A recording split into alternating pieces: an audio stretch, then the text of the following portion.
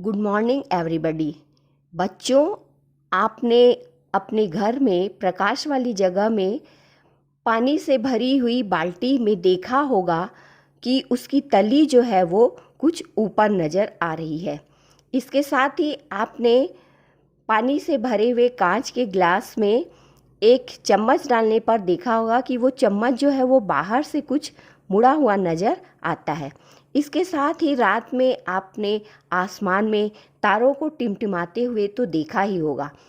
तो आप ये ज़रूर सोचते होंगे कि ये पानी से भरी हुई बाल्टी की तली जो है वो ऊपर कैसे नज़र आ रही है, ये चम्मच जो है ये मुड़ा हुआ क्यों है और आसमान में तारे टिमटिमाते क्यों हैं। तो इन सब का कारण है प्रकाश का अपवर्तन। अपवर्तन के कारण ही तली जो है वो ऊपर नज़र आती है, चम्मच जो है वो मुड़ा हुआ नज़र आता है और आसमान में तारे जो है वो टिमटिमाते हैं। तो आइए आज हम समझते हैं अपवर्तन क्या है। अपवर्तन किसे कहते हैं? प्रकाश की किरण जब एक ही माध्यम में गमन करती है तो वो सीधी रेखा में गमन करती है, लेकिन प्रकाश की किरण जब एक माध्यम से दूसरे माध्यम में प्रवेश करती है तो वो अपने मार्ग से विचलित हो जाती है और इसे ही हम प्रकाश का अपवर्तन कहते हैं। यहाँ पर दो बातें होती हैं। प्रकाश की किरण यदि विरल माध्यम से सघन माध्यम में प्रवेश करती है तो वो अभिलंब की ओर मुड़ जाती है। दूसरी बात, यदि वो सघन से विरल में प्रवेश करती है तो अभिलंब से दूर हट जाती है। यहाँ पर सघन माध्यम का अर्थ है जहाँ माध्यम के अणु जो हैं वो ज़्यादा हो, पास पास हो, और विरल का अर्थ है जहाँ माध्यम के अणु जो हैं वो दूर दूर हो। तो ये तो है प्रकाश का अपवर्तन। आइए अब हम इसे समझते हैं। तो मान लीजिए दो माध्यम हैं, एक माध्यम है हवा, दूसरा माध्यम है कांच। अब इसमें कोई प्रकाश की किरण हवा से कांच में प्रवेश कर रही है, तो जो किरण हवा से कांच में प्रवेश करेगी उसे हम आपतित किरण कहेंगे। और दोनों माध्यम कांच और हवा, इनके पृष्ठ तल पर जिस बिंदु पर आपतित किरण टकराएगी उस बिंदु को हम आपतन बिंदु कहेंगे। आपतन बिंदु से आपतित किरण जो है वो कांच में प्रवेश करेगी। अब जब कांच में ये किरण प्रवेश करेगी तो हम देखेंगे कि ये किरण जो है वो अभिलंब की ओर मुड़ गई और इस किरण को हम अपवर्तित किरण कहेंगे।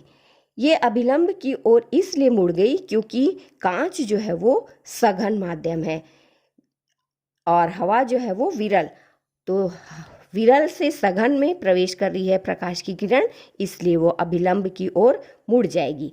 फिर यह अपवर्तित किरण कांच के माध्यम में आगे बढ़ती है और जब पुनः ये फिर से हवा माध्यम में प्रवेश करती है तो हम देखते हैं ये अभिलंब से दूर हट गई।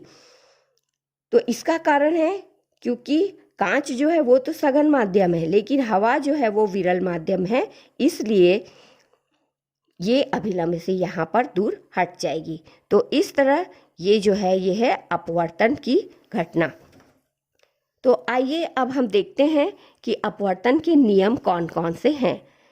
अपवर्तन के दो नियम होते हैं। पहला नियम है आपतित किरण, अपवर्तित किरण तथा दोनों माध्यमों को पृथक करने वाले पृष्ठ के आपतन बिंदु पर अभिलंब सभी एक ही तल में होते हैं। अपवर्तन का दूसरा नियम है प्रकाश के किसी निश्चित रंग तथा निश्चित माध्यमों के युग्म के लिए आपतन कोण की जा तथा अपवर्तन कोण की जा का अनुपात स्थिर होता है। इस स्थिर अनुपात को हम एक स्थिरांक से प्रदर्शित करते हैं और स्थिरांक का जो मान होता है उसे ही हम अपवर्तनांक कहते हैं।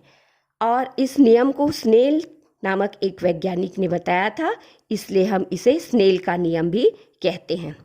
तो यहाँ पर आप सोच रहे होंगे कि ये आपतन कोण की ज्या और अपवर्तन कोण की ज्या क्या है। तो आपतन कोण की ज्या मतलब होता है अभिलंब और आपतित किरण के बीच जो कोण बनता है उसे हम आपतन कोण की ज्या कहते हैं और इसे हम साइन आई से प्रदर्शित करते हैं। उसी तरह अपवर्तित किरण और अभिलंब के बीच जो कोण बनता है उसे हम अपवर्तन कोण कहते हैं और इसे हम साइन आर से प्रदर्शित कहते हैं। और इस तरह से यहाँ पर अपवर्तनांक का सूत्र होता है साइन आई बटे साइन आर बराबर स्थिरांक। इस स्थिरांक को हम म्यू या तो फिर आजकल इसे एन से प्रदर्शित किया जाता है। तो ये जो स्थिरांक रहता है मतलब कि अपवर्तनांक, तो अपवर्तनांक का जो मान रहता है उसे हम दूसरे माध्यम का पहले माध्यम के सापेक्ष अपवर्तनांक कहते हैं और यही स्नेल का नियम भी है। Thank you.